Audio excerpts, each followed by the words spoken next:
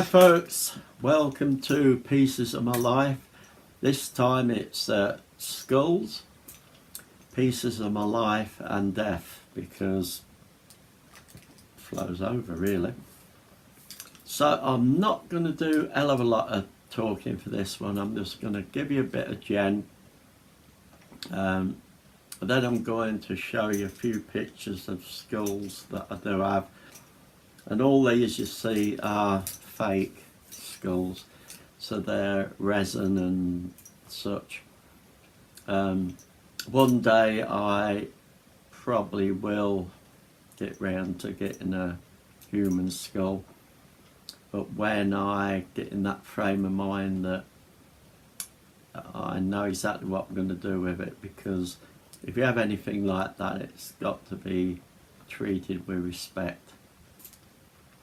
And if I bought one, whatever the price, if I had any spiritual activity where spirit was uneasy with it all and was saying to me, I want to be laid to rest, then I will have it interred or whatever in a correct manner. So you've got to treat things like that with respect. So yeah, skulls, I've got a fair few skulls around. I'm sure I'll collect a lot more. I'll show you pictures of them. Some that you'll see look pretty good. I bought 6 and there's 2 others that I already had. Resin, bit bigger, and the 6 just look like 6 triplets. Look like you're in a shop. So I thought I need to do something with them, so I aged them and made them decompose a little bit in one way or another. You've all seen photographs and video of skulls and skeletons and all that sort of thing, so you know what different ones look like at different times.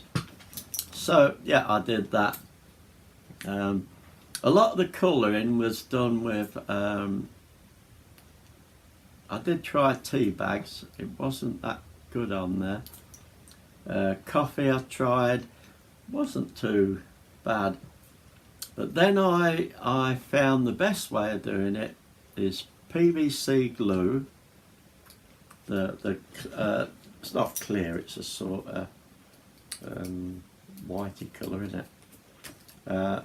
Put some of that in a little bowl, some grounds after you've made a coffee, and put loads in there and give it a really good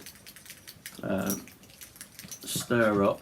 If you need to, you can add a little tiny bit of water just to thin it down a little bit. Depends on what you're doing. And then I use that and I put it on with a small watercolour brush. And lots of places where, like in the nostrils and the eyes and different bits around the jaws, where dirt and soil would have built up and encrusted a little bit, I built it up a little bit, so when I painted coffee grounds stood in for the soil and the dirt, they should be okay because they'll be encased in the PVC glue that when it sets a little bit like a plastic coating, so you don't have to worry about that. And some things I've done a long time back and they've stayed okay. So you'll see those. What I did was that the skulls, they had a removable jaw. Some I've left on, some I've distorted. One I've given him a grimace. I don't know whether he's sort of terrified or he's flipping laughing, but whatever. So those, some I've took teeth out. I had to sort of either snap them out, or it's very resin's very easy to saw with a axe saw, so you can make notches and break out.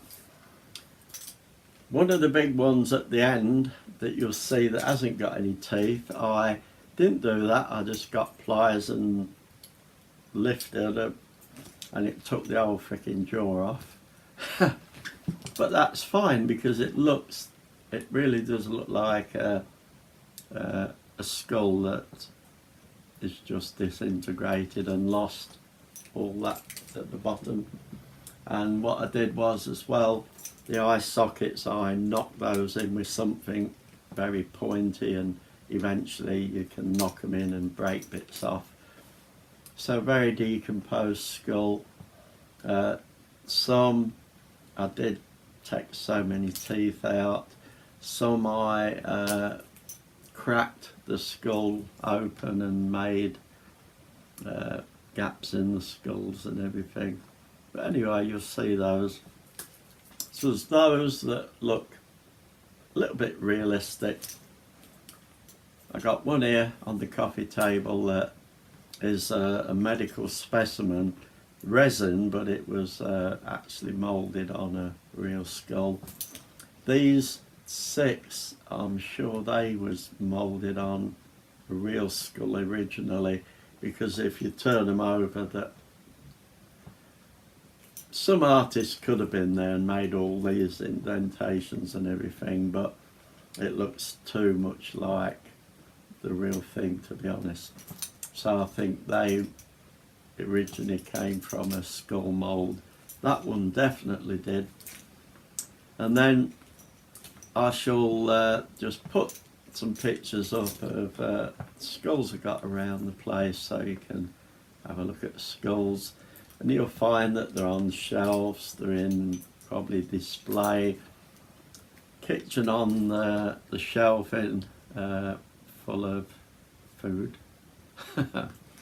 and skulls down there with candies and chocolates and everything in them.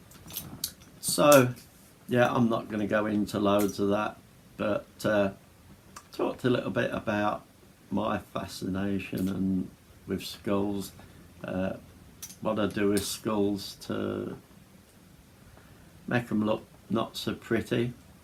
And I've got the hang of that now, so it's very unlikely that 1 or 2 skulls will get away with looking like a fresh skull.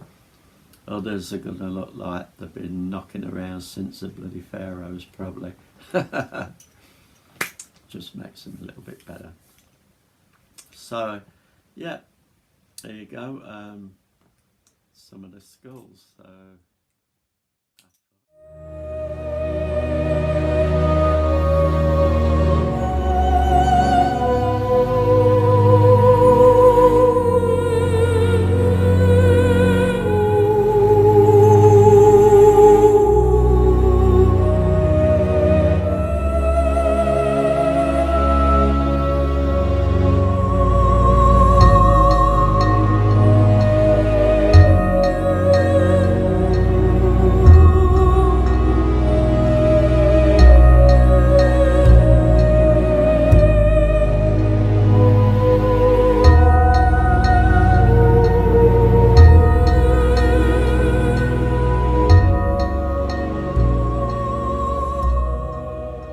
Okay folks, there you go, that's some of my skulls, and the collection will grow, and I'm sure that as the collection grows I shall have to get rid of other bits to replace. So yeah, ideally I would love to have the money to buy masses of those and turn this place into the bone church. It'd be flipping amazing. Imagine round door frames and everything, just skulls 2 or 3 wide and archways of skulls around the windows. And the other thing that's coming up at some point I've got to do, I need to buy 3 more skulls, probably those.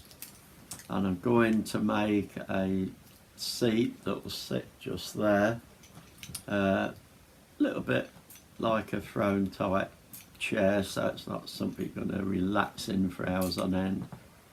But it'll be the old type throne type thing, rustic, with skulls on it. So that'll be in the future somewhere along the line.